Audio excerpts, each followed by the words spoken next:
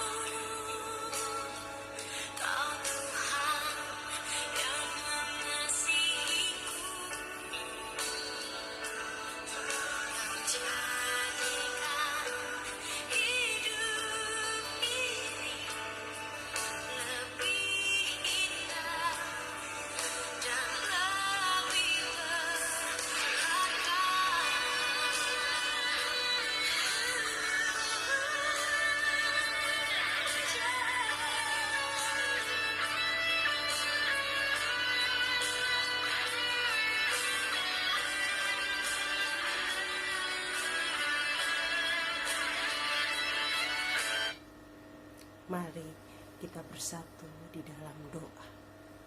Tuhan Yesus yang baik, terima kasih untuk umur panjang yang masih kami rasakan sampai hari ini.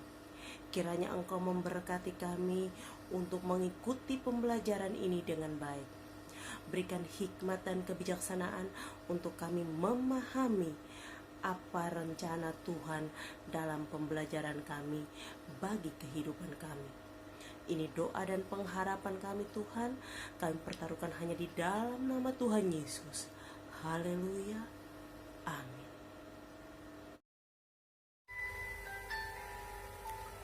Baiklah anak-anak, hari ini kita akan belajar di bab yang ke-10 tentang belajar peduli. Nah, apakah pengertian dari peduli itu? Baiklah, kita akan memulai dengan beberapa pertanyaan. Pertanyaan yang pertama adalah, apa yang terjadi bila orang tua tidak peduli kepada anak-anaknya? Yang kedua, apa yang terjadi bila anak-anak tidak peduli kepada orang tuanya lagi? Yang ketiga, apa yang terjadi bila kakak tidak peduli dengan adiknya, atau sebaliknya, adik tidak peduli dengan kakaknya, atau antara saudara kandung tidak saling peduli? Berikutnya, apa yang terjadi bila gereja tidak peduli kepada jemaatnya atau umatnya, atau sebaliknya, umatnya atau jemaatnya tidak peduli dengan gereja? Pertanyaan berikutnya, apa yang terjadi bila negara tidak peduli dengan rakyatnya, atau sebaliknya, rakyatnya tidak peduli lagi dengan keadaan negaranya? Dan ini pertanyaan terakhir, bagaimana bila Tuhan Sang Pencipta tidak peduli dengan manusia atau ciptaan tangannya sendiri? Dengan menjawab pertanyaan-pertanyaan ini, maka harus kita pahami bahwa ketidakpedulian dalam hidup setiap orang akan terlihat seperti ciri-cirinya antara lain. 1. Sikap individualisme, mengutamakan kepentingannya sendiri. Hidup egois, lebih mengutamakan akunya, atau saya atau aku lebih harus didahulukan. Yang kedua, merasa dirinya lebih tinggi dan orang lain lebih rendah dalam hal derajat yang dipatoknya atau yang menurut standar dia. Nah, apa saja yang menjadi patokan atau standar seseorang dalam menilai dirinya lebih tinggi? Yang pertama, pasti dilihat dari kekayaannya. Yang kedua, kekuasaannya. Yang ketiga, pangkatnya. Yang keempat, pendidikannya. Dan yang kelima, bentuk fisiknya. Cantik, ganteng, putih, ya. Nah, kemudian ciri-ciri yang berikut adalah, yang ketiga adalah tidak menerima pendapat orang lain. Ciri-ciri yang keempat adalah tidak merasa bersalah bila berbuat salah. Sikap tidak peduli ini akan berakibat manusia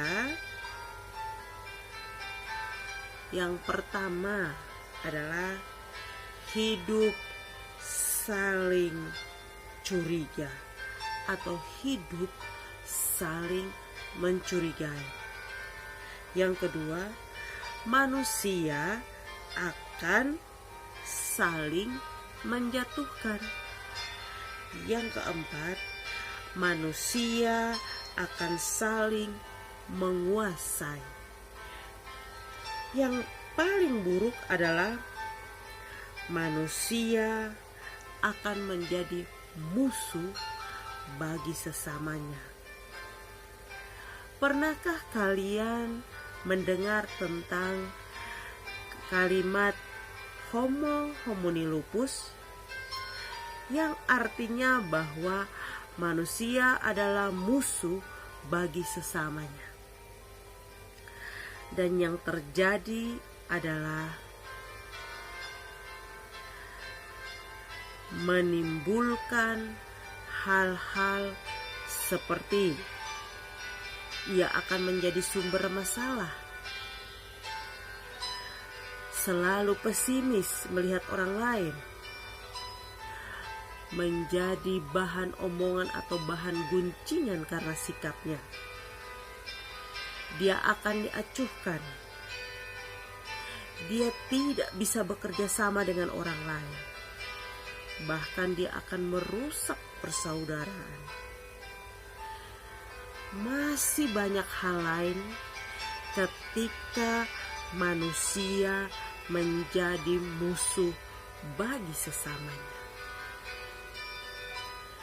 Maka sebagai bentuk tanggapan tentang homo homini lupus, ada istilah homo homini socius, yang berarti manusia adalah kawan bagi sesamanya.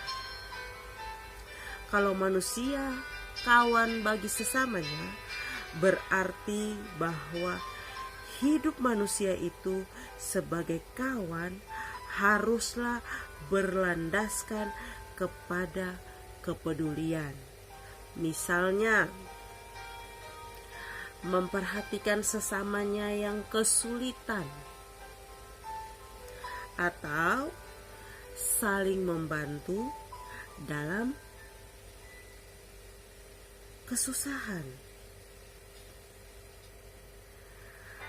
Memperhatikan sesamanya baik dalam keadaan senang ataupun susah.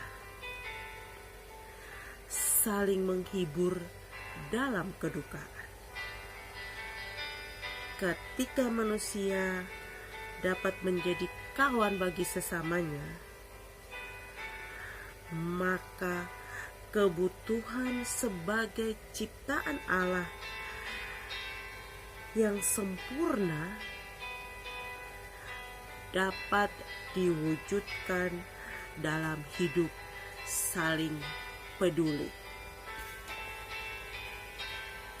Menurut Kamus Besar Bahasa Indonesia, peduli berarti mengindahkan dan memperhatikan. Peduli merupakan kesadaran untuk mengindahkan, memperhatikan, bahkan membantu orang lain. Sikap peduli muncul karena ada kasih dalam diri seseorang. Hal itu akan membawa seseorang memiliki simpati dan empati kepada mereka yang mengalami kesusahan. Simpati memiliki arti rasa kasih, rasa setuju kepada, rasa suka, keikutsertaan merasakan perasaan orang lain baik senang ataupun susah.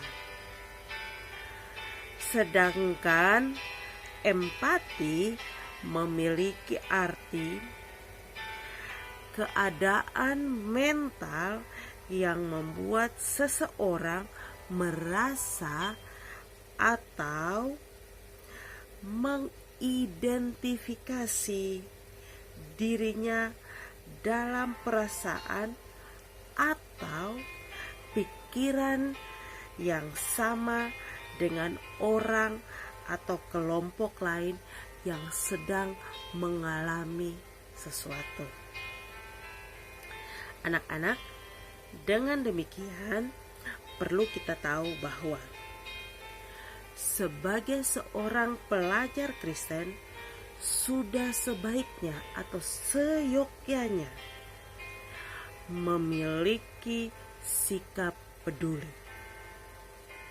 memiliki sikap simpati, dan memiliki sikap empati terhadap sesama dalam keadaan susah ataupun senang. Kepedulian ini berdasarkan teladan Kristus yang memberikan dirinya untuk orang lain karena kasih. Sebab kita sendiri telah merasakan kasih pengorbanan Kristus, maka sebaiknya sebagai seorang pelajar Kristen kalian juga mampu mempraktekannya di dalam kehidupan kalian. Ketika mengikuti pembelajaran ini, kalian akan mendapat begitu banyak informasi. Silahkan didengar berulang-ulang kali supaya kalian dapat mengerti penjelasan demi penjelasan yang disajikan di dalam setiap video pembelajaran. Oke, demikian pembelajaran kita hari ini. Jangan lupa untuk tetap menjaga kesehatan kalian dengan mengikuti protokol kesehatan yang diatur dan dianjurkan oleh pemerintah. Dan jangan lupa untuk berdoa secara pribadi dalam mengakhiri pembelajaran yang diberikan oleh Bu Teni. Demikian pembelajaran kita hari ini. Sampai bertemu di pembelajaran berikutnya. Tuhan Yesus memberkati kita. Shalom.